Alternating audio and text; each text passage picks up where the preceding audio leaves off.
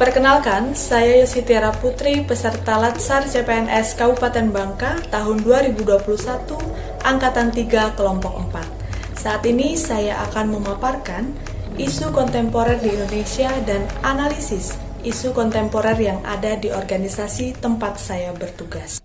Isu kontemporer dapat diartikan sebagai kasus atau masalah yang terjadi pada masa sekarang, eksis, dan masih berlangsung atau terjadi hingga saat ini. Berikut merupakan beberapa contoh isu-isu kontemporer yang terjadi secara global. Yang pertama yaitu korupsi. Kita ketahui bersama bahwa korupsi baik dalam skala kecil maupun besar akan memberikan dampak yang negatif dan merugikan baik bagi individu, kelompok maupun negara. Lalu kedua yaitu penyalahgunaan narkoba yang semakin hari kian marak yang mencakup berbagai usia serta golongan. Lalu yang ketiga, yaitu adanya money laundry atau pencucian uang. Dan yang keempat, adanya terorisme dan radikalisme. Lalu yang kelima, adanya hoax, hate speech, atau ujaran kebencian dan cybercrime. Kita ketahui bersama bahwa saat ini kita hidup di era digital, di mana kita akan lebih lekat dan lebih sering berinteraksi satu sama lain secara virtual atau melalui dunia maya. Nah, jika kita tidak memiliki sikap yang bijak, maka bisa saja digital dan teknologi ini berdampak buruk bagi kehidupan kita. Contohnya adalah penyebaran hoax dan hate speech. Itulah beberapa contoh isu-isu kontemporer yang terjadi secara global. Lalu, bagaimana dengan isu kontemporer yang ada dalam skala yang lebih kecil, misalnya dalam dunia pendidikan? Di sini saya memaparkan setidaknya 3 isu yang saya temukan. Yang pertama, rendahnya hasil belajar mata pelajaran matematika pada siswa kelas 5 sekolah dasar. Lalu yang kedua, rendahnya tingkat kedisiplinan siswa sekolah dasar dalam pengumpulan tugas pada masa PJJ. Dan yang ketiga, rendahnya tingkat pemanfaatan media interaktif dalam PJJ pada siswa sekolah dasar. Nah, dari ketiga isu tersebut, maka saya menganalisis menggunakan teknik APKL. Dapat dilihat pada tabel bahwa pada isu yang pertama, yaitu pemahaman peserta didik tentang matematika yang rendah, memenuhi 2 unsur, yaitu problematik dan layak. Lalu pada isu yang kedua, yaitu mengenai rendahnya kedisiplinan siswa, memenuhi 3 unsur, yaitu aktual, problematik, dan layak. Lalu pada isu yang ketiga, yaitu mengenai kurangnya pemanfaatan media interaktif dalam PJJ memenuhi 4 unsur, yaitu aktual, problematik, kekhalayakan, dan layak. Maka dari ketiga isu tersebut saya mengangkat isu yang ketiga. Di sini merupakan pemaparan dari keempat unsur tersebut. Kita ketahui bersama bahwa pandemi COVID-19 berdampak pada berbagai bidang, termasuk dalam bidang pendidikan yang memaksa proses pembelajaran dilaksanakan secara daring. Oleh karena itu, maka diperlukan media atau perantara antara pendidik dengan peserta didik.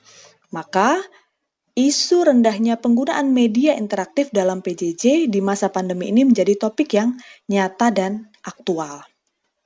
Lalu, problematik, kita ketahui bahwa pemanfaatan media interaktif yang rendah di masa PJJ guna menunjang pembelajaran menjadi masalah yang besar karena akan berdampak luas berkaitan dengan ketercapaian kompetensi. Lalu, tentu tingkat pemanfaatan media interaktif yang rendah ini akan menjadi masalah besar karena melibatkan berbagai subjek, misalnya guru, peserta didik, wali siswa, sekolah, bahkan dunia pendidikan secara luas.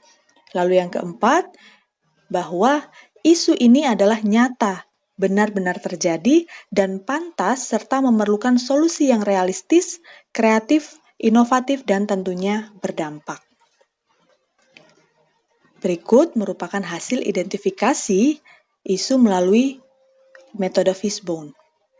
Nah, yang pertama ada dari aspek math atau subjeknya, yaitu yang pertama, rendahnya pemahaman peserta didik dan wali siswa mengenai TIK. Lalu yang kedua, kurangnya motivasi atau rasa ingin tahu peserta didik untuk belajar mengetahui TIK. Dan yang ketiga, kurangnya sosialisasi penggunaan media interaktif dari sekolah ataupun guru ke peserta didik.